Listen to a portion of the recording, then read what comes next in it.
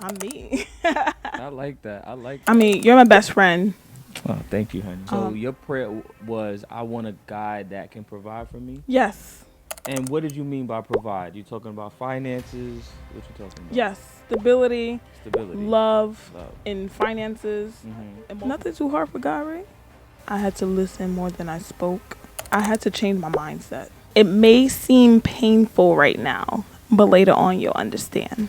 Honey, this is you. You are absolutely amazing. I just really wanted people to see the person that is behind me. You are a nurturer, a caretaker, a survivor. Come on, you're gonna make me cry. I'm free, I'm free.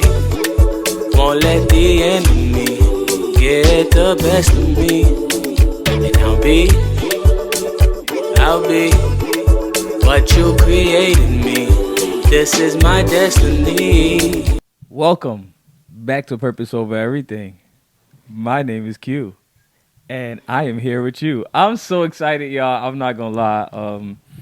You already know we are here to plant, pour, and push you into purpose. But I have a very special guest. Now, this person is the love of my life. All right, let me stop. I'm just so happy. I'm just so happy. So, I have my wife here with me. It took me like 3 years to get her on this podcast because she's very introverted and she does not like the spotlight. But she's here. She's on with me right now. And, honey, I just want to tell you that I love you. I love you too. All right. So on this podcast, right, I don't like introducing my guests. I would rather my guests introduce themselves because I feel like there's a lot of people who just don't give themselves enough credit and they don't know how to introduce themselves. So I want you to introduce yourself to the people and tell us who you are. Oh, you are absolutely right about that because I am definitely one of those people who probably just don't give myself a lot of credit. I don't like talking much about myself. But if I had to introduce myself, I would say that I'm a child of God. Okay. I'm a wife, a mom. I'm a daughter, a sister, a friend. I'm an EMT, an aspiring nurse. Wow. And yeah, I'm me. I like that. I like that If answer. you had to introduce me, what would you say? Oh, gosh. If I had to introduce you, I would say that you are an amazing mom, an amazing wife. I would say that you are a wonderful friend. I would say that you're not an aspiring nurse. You are a nurse Whew, because that is your purpose and you that better is what speak it. you've been doing your whole life, even though you're just getting started now. I would say that you are a nurturer, a caretaker, a survivor. Come on, you're gonna make me cry. I would say that you're my secret weapon, Whew, and I that's deep. truly believe that you're just more than you even think you are. You know, you are a superwoman. Thank you. So that's what I would say about you, honey. So okay, let's get into it. So let's break down these roles that you said, right? So something you said was you're a child of God. You're a woman of God. What does that mean? Ooh, my spiritual journey has been just a long one. I've always known God, but my relationship with Him hasn't always been what it is now. I've gone through different religions and tried to serve Him in different ways, but nothing beats what He means to me now, how He's really shown Himself in my life currently. He's my all in all. He's my father. Mm, He is my father. Like, he has always been there for me. He, even when I didn't know he was the one that was there for me, he was taking care of me wow. the way a parent should. So he's my all in all. Whenever I need something, I know who to run to. I'm a child of God. He's my friend, my everything. Mm, Right before you. that's okay. That's okay. God, you good. You good. What did you go through to get you to this level of relationship with God? Just if you had to like just kind of give us a little something. What did I have to go through? I tried to live life alone. I thought I could control everything. I thought I had full control of my life. Let's put it that way. I thought whatever I wanted, I just had to work really hard for it. And as time progressed through life, I realized that I could not do it alone. I realized that he is the author and the finisher of my faith. And without him, it was no way that I would be able to succeed. I went through depression in my life, a lot of stress, anxiety, so many things when I tried to do things on my own. And when I finally decided to surrender all to him, my entire life just shifted. It changed.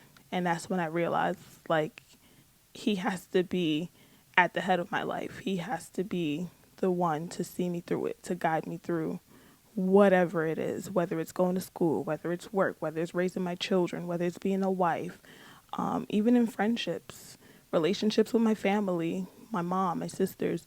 He has to be at the head of it, telling me exactly how to navigate it. So I can't do it by myself. I know that now, and I'm okay with that. Wow. I'm okay with that. So That is absolutely beautiful. Well, I know there was a time when you was like at a bus stop or something like that, and you had a conversation with God. Can you tell the people about that real quick? That story.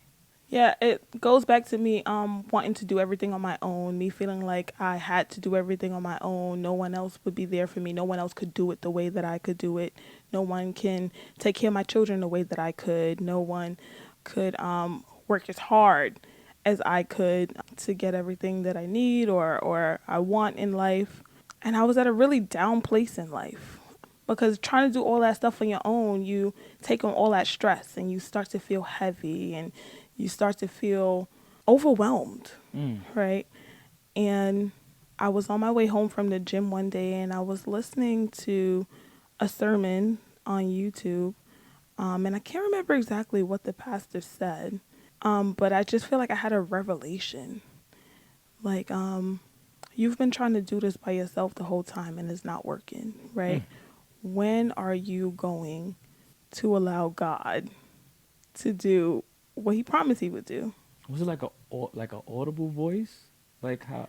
It wasn't audible, Mm-hmm. but through listening to the sermon, it was just like, you're not happy right now. What do you need to do to be happy? What would bring you happiness right now? And I realized that I needed to surrender. I needed to stop trying to do it all on my own and really surrender all to God. Mm. So I had made a promise from that day to talk to him, let him know the plans I had. Sometimes his plans are better than ours, but I had to trust him, even if the plans didn't go the way I thought that it would or should. I had to trust that whatever was happening would turn out to be better later on. But from that day, I just decided to surrender all. I just decided to set myself free, Mm. right? Because me trying to control everything actually had me in like a bondage. I wasn't free because I wasn't happy. Wow. Wow. So being a woman of God, that was the first thing that you said. And then you went on to say either mother or wife. But I'm going to ask you, what is your role as a mother? My role as a mother is to make sure my children don't go through what I did. Mm. Whatever pain and trauma that I faced, they're not supposed to go through the same thing. I went through that so they don't have to. They're supposed to learn from me. I'm supposed to teach them the right way of doing things from my mistakes. And I hope that they see my mistakes and choose to do the opposite and not go down the same exact paths that I went down. My role as a mom is to help them to be better than me. Mm. So what areas would you want them to be better than you in? Oh, every single area. Give me Definitely. Like everything. if you had to name Um, like maybe one or two areas, what would that be? I mean, I think I'm a pretty great person. I think so too. The walk with God, for starters. I want my children to have their own relationship with him. I don't want them to have to go through the many different things that I had to go through before I decided to trust him and really grow a relationship with him. So that's one thing that's really important to me, as well as maybe in like work area, stuff Okay. like that. I went through a lot of different careers. Mhm. And I feel like that came from me just wanting to survive. Mm. So I kind of just did whatever could help me make money at the time. I did have them pretty young, so, and I was a single mom. So I kind of just did whatever I had to do to get on by. And I don't want that for them, right? I want them to know that we'll be there for them every step of the way, so they don't have to be in survival mode, but they can actually be free enough to find out exactly what they want to do and work towards those goals. I love that. It sounds like purpose. Yeah. So, okay, woman of God, mother. I'm gonna leave wife for last because I just want to leave it for last. Friend. What is the role of a friend, and how would you describe that? Oh, that's something that I'm still trying to figure out exactly. Like, I hope I'm a good friend. Um, but I've struggled a lot in that area with Okay. friends. Why? I'm not sure. I make friends, and it seems like they don't stay around for the long haul. Okay. Maybe they're just seasonal. You know, some people come into your life for a season. Some people are supposed to stay for a lifetime. So I'm still trying to figure out that area in the friendship. I think I'm a good friend. I'm a very straightforward person. Maybe Ugh, sometimes there you go. that bothers people a little bit. People don't like that. Sometimes people they misinterpret I guess my personality. I'm a person that will be there for you, especially if I know you really need me. I have no problem, dropping everything and being there for you. And I don't know, sometimes people think that you maybe have an ulterior motive or something. I don't know. Yeah. So they feel a little wary or something. I promise I have no ulterior motive. I know you don't. It's just who I am. Mhm. And it doesn't always mean that I'm going to be there for you for every little thing, right? I'm there when I feel like you really need me. Mm. And maybe sometimes people are bothered by that. Do you think friendship and marriage is the same thing? Relationships altogether are pretty similar. I wouldn't quite say friendships and marriage is the same thing, though. Because some friends treat friendships like marriages. That's a little weird. I mean, it happens. Sometimes friends, like, they commit themselves to a person as if they're married to them because that just might be their personality or their type. I know I'm not supposed to be asking the questions, but how does that usually work out? I think if you know a person, if you know their personality, then you kind of could just match it and you be who you need to be for them and they be who they need to be for you. It's Right. like love languages a little bit. Right. So that goes back to the way that you navigate in relationships Yeah. are similar. But to say that a friendship is like a marriage, I think is a little far-fetched. Oh, see, you're too honest. This is the problem. So okay, friendships is not a marriage, but how important do you think friendships are in life? It is important. What's important about it? It's important to have community. It's important to have people that's going to call you out when you're not doing the right thing. Mm. Accountability partners, that's what they call them, right? Mm-hmm. And I think friends, they could be good accountability partners. Sometimes you might want to hang out with somebody that's not your significant other. And that's okay. Oh my gosh. You do a lot of things with your guy friends. Yeah, sometimes I do. All right. So, it's okay to have friends that, you just hang out with. Maybe you want to catch a bite, go to the spa. All right, I'm about to ask you a real crazy question. Are you ready for this? Okay. You sure you're ready for this? Yeah. When it comes to friendships, right? Are you ready? Are you sure you're ready for this? I'm not sure. When it comes to friendships, right? Can you tell your friends things that you don't tell your spouse? I don't think so. I don't agree with that. Why not? I mean, you're my best friend. Oh, thank you, honey. Even when I'm going to just let everybody know, when they tell me stuff, I tell you. Come on, don't say it on the podcast now. That's okay. I told you I'm honest. They're not going to tell me because I'm the one that tell you. They don't know if you tell me their business. Oh, okay. But That's true. you're my best friend. And there's nothing I feel like we should have that's a secret from one another. Mm. When you tell me, just know you told my husband too. Honestly. Oh my! You see, this is why you don't got no friends, because now they not gonna tell you anything. And that's all right, because I'm still happy. But I don't feel like there should be secrets in a marriage. That's a recipe for disaster. Okay. Sometimes people say that like maybe there's something that a man might be able to relate to that he can tell his bro, but like a woman might not understand it, so there's no reason to tell the wife. A woman or a wife? There's a difference? I think so. What's the difference between a woman and a wife? You know, the wife got like this special connection. we kind of join together in a different way. So it's things that I'm be able to understand about you that another woman, I hope, don't Not and should me. not. Not me. But yeah, and if you having a little bit of issue or struggle, pray about it. But so it's like you can't tell your friend and just not tell your wife, or tell your homegirl and not tell your husband. You don't agree with that? I personally don't agree with it, but Because they every say that marriage like is different. this is what people say. People say that your husband and your wife can't have all of you, because there's certain parts that you might be able to get from other people, not like in a cheating way or anything like that. I didn't say anything. But how about, for example, if okay, I love wrestling, right? You don't want to come with me to watch wrestling. We're gonna see WrestleMania, and you don't want to come, right?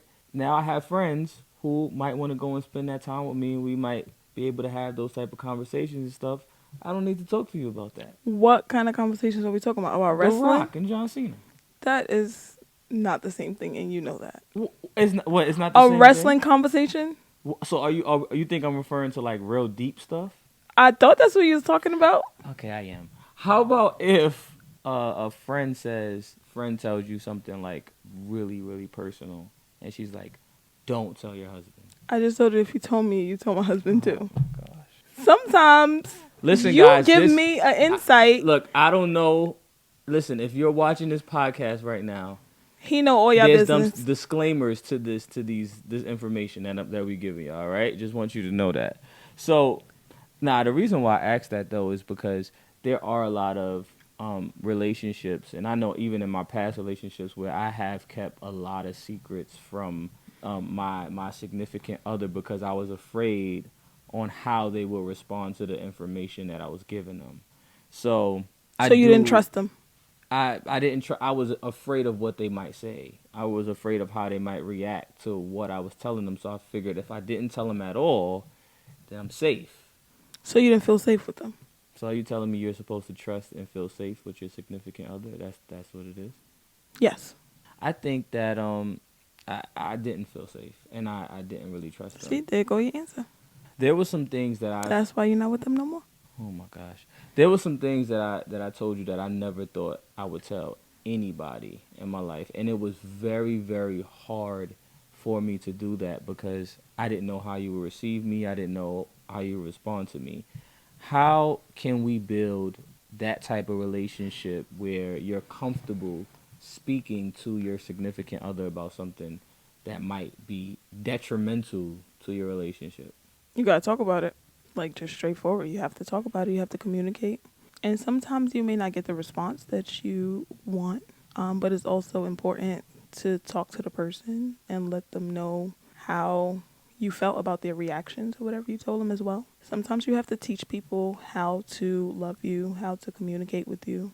You have to show them, especially when you first meeting them and you guys are not building.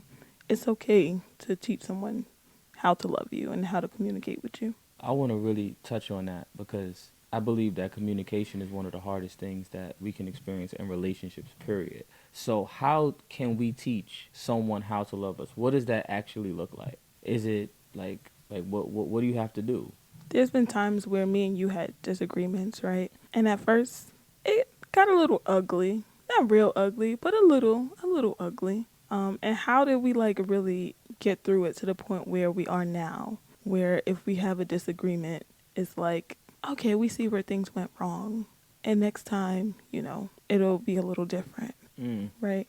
So when you're first getting to know people, communication is something that you have to verbalize. I can't read your mind. You can't read my mind. You have to say it out loud. That's the first step. when someone responds in a way that you don't like, you have to let them know how their response made you feel, and Okay. vice versa. Okay, there you go. Because for me, like, I used to be afraid to tell people things, period, because I was afraid of the response. And if you give me a response that I don't like, I'm never going to tell you anything again. Like, that's just how I used to feel before, because I believe that people should also check how they respond. If you don't know how to respond, you should say, I don't know how to respond to this right now. You have to give me some time. But a lot of times, women and men respond a certain way. Now we create a defense mechanism, and you never want to tell the person anything again. So, do you think that women and men should still respond however they feel, or do you think they should think about it and take a minute if they have to? I mean, it's always good to take a minute and think about your response before, but sometimes we do react prematurely.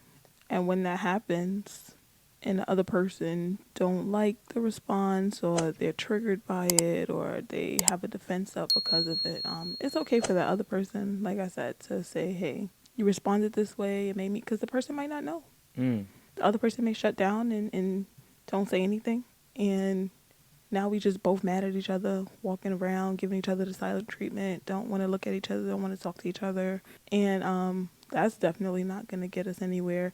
And then eventually we just talk again like nothing ever happened, no issue resolved, and then the same thing happened a couple weeks down the road or whatever. And it's going to be a cycle if you never like address it fully.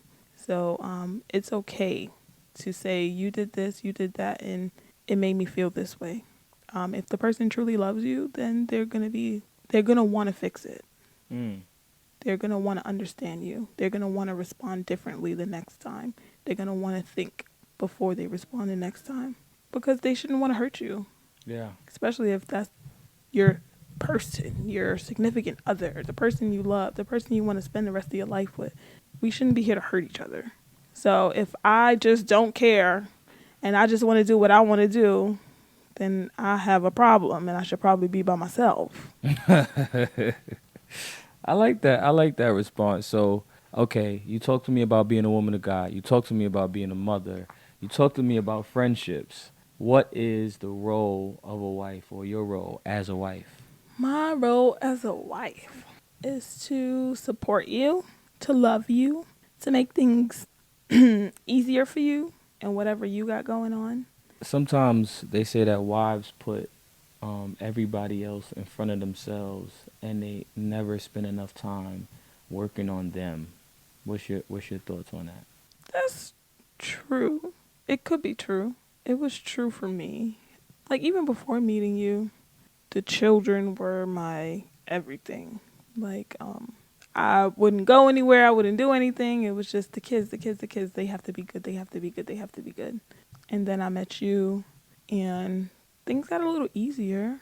But then it's like, are you good? Are you good? Are you good? I got to make sure everything else and everyone else around me good before I could, like, relax or whatever. So yeah, that's true. But I think with something that you do is, you make sure that I take care of myself. So if you're in a relationship where the person is selfish and just continuously taking and taking and taking, that can happen.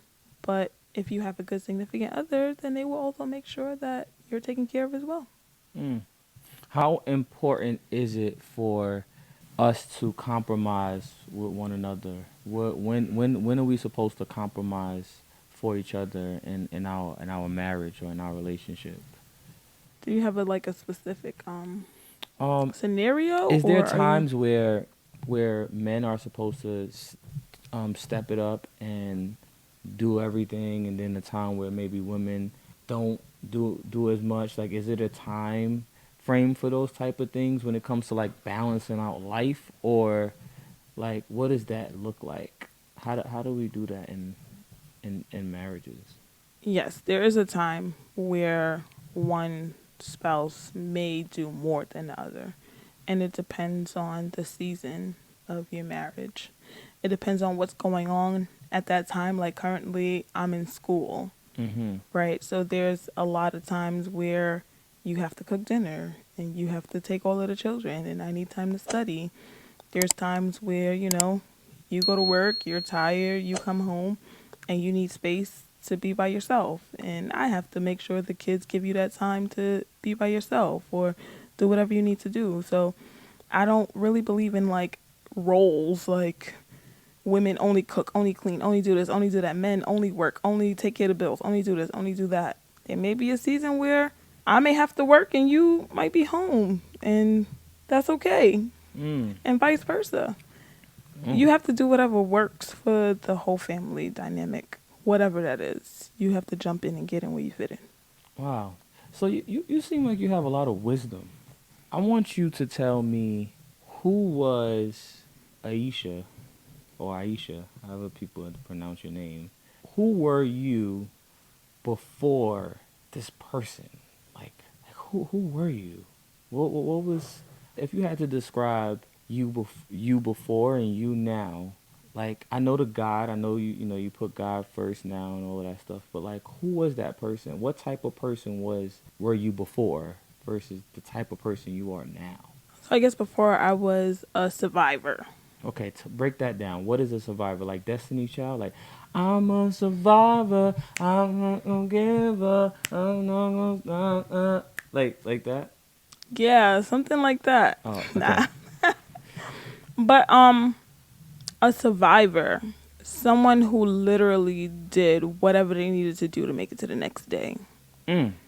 I was afraid to live. Mm. So it was like make money, save it all, just in case. Mm. So there's a lot of things that I didn't do because I felt like I always needed cushion. Yeah, it was not fun, honestly. How did that feel? Did you realize you were in it? Like you were living that way? No, I just knew that I had to worry about tomorrow, and that's how I lived. I got whatever job would pay enough to help me take care of my necessities and store the rest away for tomorrow. Barely any fun. It was boring. So okay. You went from survivor to what? To freedom. Okay. Living a life of faith now, knowing that I don't have to worry about tomorrow because God has my tomorrow. Living a life where I'm able to do more with the guidance of God, of course. I'm more happy. I feel more free. I feel less stress, less heaviness. I'm living life. My best life, if you ask me. I was about to sing the song, but I don't. Another song? Yeah. Nah, I'm living my best life, if you ask me. I really feel free. I go to bed at night easily. You sure do. Like, you just go right to sleep. Yeah, I have no worries. And I get upset sometimes because I'm still up. My brain is, everything is going all crazy in my brain. Just gotta give it to God. I give it to God, but I feel like you give it back sometimes. I'm just playing. And it's all over the place, and you just sleep, just knocked out. You and Levi, y'all just knocked out. Do you just shut your brain off or something? When I give it to God, I just don't worry about it no more. What does that mean, I though? don't- Because I I'm don't always think about hearing, it. I'm always hearing people say, "Oh, just give it to God, give it to..." Like, what do you mean by giving it to God? I really trust him with all my heart. I really truly believe that whatever he wants to happen will happen. That's it. No, Yep. no turning back, non-negotiable. That's it. Tell me something that you really believed God for that he gave you.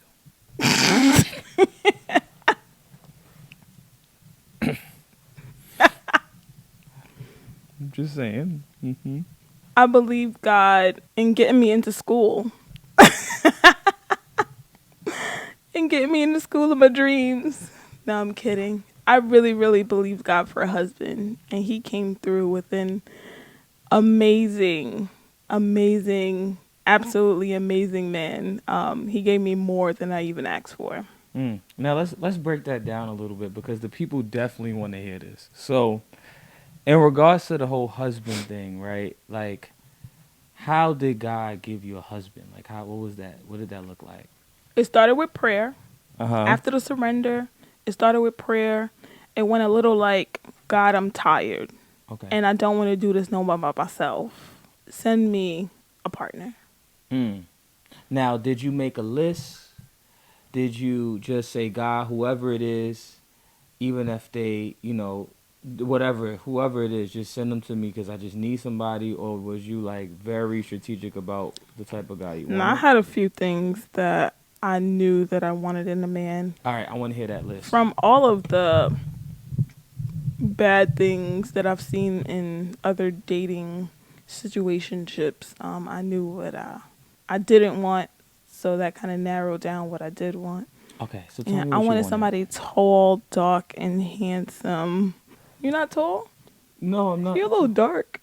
And you handsome. Okay, can you tell the people what you You really taller wanted? than me. All right, so you wanted someone taller than you? Tall, dark, and handsome. Taller than you, dark and handsome. Okay. Okay, what else? I wanted somebody who was going to take care of me. Wait a minute. Even though you are this independent survivor, you are praying to God and still asking God for someone to take care of you, even though you are this strong-willed, black, beautiful woman that knows that you can handle everything by yourself and with God. You still ask for a man that can provide for you? When did I say all that? I just said I was a survivor. But I definitely lived that life. Like, I'm independent, don't need nobody for nothing, right? Like I said, I was trying to do it all on my own. But that doesn't mean that I wanted to do it all on my own. Ah. So just because I was doing it that way doesn't mean that's what I wanted for my life. Mm. It's what I was forced to do at that time because of my circumstance. Okay, so your prayer was, I want a guy that can provide for me? Yes. And what did you mean by provide? You talking about finances? What you talking about? Yes. Stability. Love. In finances. Mm-hmm. Emotional stability. Because I had a whole lot going on with all these situationships, trying to figure out the guy that I was going to spend the rest of my life with. Mm-hmm. So I needed somebody that was really like going to love me for me and take care of my heart and my emotions and stuff like that. Financially, yes. And even like I feel like back then I was really wishy-washy with God. So another thing that I wanted was someone who knew God and loved God more than he would love me. Because then I knew that he would be able to help me stay on that like straight and narrow path. So that was also a part of my prayer, to have someone who loved God more than he loved me. I was a single mom at the time, so I wanted someone who would love my children as their own. I also wanted someone who, this is a PG podcast. You could tell the truth and shame the devil. Just someone who would satisfy me in all areas of my life. All right, intimately. Yeah, that part. Oh, so I even told God that was important. So wait a minute, you gave him this big list, and you really believed that he was gonna give you everything that was on your list? Yeah, I didn't think it was a lot. Nothing too hard for God, right? That wasn't a lot. That was just... I think that's an extensive list. Do you think that men create these same kind of lists when they're seeking for wives? I'm not sure, but they should. I don't think so. I think we just want a fat booty and someone who could cook and clean and yeah, that's about it. How did that work out for you the first time? So, moving on to the next segment of this podcast. You could probably edit that. And part I think out. I think this is probably over now. So I want to talk about your purpose. So as a survivalist, is that a word? I don't know. Okay. But you can make it one. All right, I just made that up. So when did you begin to start finding your purpose through all of these things that you was experiencing? If you found it or think you found it. What's my purpose? I mean, I do feel like my purpose is to help people. I mean, everybody's purpose is probably to help people, right? But to help people build relationships, healthy relationships. Talk to me about that. First with God, and then with other people around them as well. What was your question again? So what was your purpose? When did you figure out what your purpose was? Did you figure it out, or are you still figuring it out? So I feel like my purpose is to help people build healthy relationships. When did you figure that out? Recently, maybe a couple months ish. So what made you? Sometime late last year. What made you come up with that? I was actually reading a book by Dr. Miles Monroe, Okay. and it was about what it was like Kingdom. Was it the Kingdom Principles book? I think it was, or something like that. And it was just saying that whatever you do the easiest is usually in alignment with your purpose, or sometimes whatever God puts you through in life has to do with your purpose. I like that. And I realized in life I went through a lot of like bad relationships, not only intimately, but like with my family and stuff like that. And as I got closer and drew closer to God, I realized that he began to deal with me in areas and taught me how to deal with the other people around me. Wow. So now you believe that your purpose is building healthy relationships. And that's in all helping areas. That's and friends, that's family, that's marriages, everything. So if you had to tell me what does it take to build a healthy relationship, what would you say? communication, honesty. You gotta let your guard down. You gotta like really be open and not defensive. You have to be willing to hear what the other person have to say and not feel attacked. Oh, wow. That's big. Yeah, a lot of times we feel attacked and then we get defensive and we no longer hear what the other person have to say. We're so busy trying to defend ourselves that we just shut down. Wow. So at this point, we're just listening, like, what am I come back with? What am I going to come back with? Like, we're not even listening to the person anymore. So it really, I mean, I did that in the beginning with you. Yeah, we did it to each other. Yeah, and I had to realize, like, this person is trying, he wants the best for you. So if he's telling you something that he sees in you that you are ignoring in yourself because you've probably just been that way all your life, or because that was the way that you survived all along, you should probably listen. And that could be tough. I mean, it was tough for me. I know it was tough for me. So yeah, just opening myself to understanding that the person that you were is loving me. Something I asked God for, right? To give me somebody who's going to love me in all areas, physically, emotionally, who's going to give me that stability, build me up, make me a better person, all of that stuff. So I had to realize, like, maybe I should stop and check myself and stop trying to blame everybody else. My God, that's powerful. So yeah. That's powerful. So how do you feel like you are in healthy relationships around you right now? As healthy as it probably would get right now, yeah. And who did you have to become in order for these relationships to start being healthy? Who did you have to become? Because you said sometimes, we can't blame ourselves. And I mean, sometimes we have to put ourselves to the aside, right? So like, who did you have to become in order for you to now build these healthy relationships around you? I had to grow patience. I had to grow more love. I had to grow in communication. I had to listen more than I spoke. I had to change my mindset. A lot of negativity, I kind of had to like throw it out the window and always look for the positive in the situation. And that has helped me tremendously. The mindset shift was probably like the biggest thing. Not looking for the negative in the situation, but always the positive in it has helped me. Honey, this is you are absolutely amazing. I mean, you have to say that.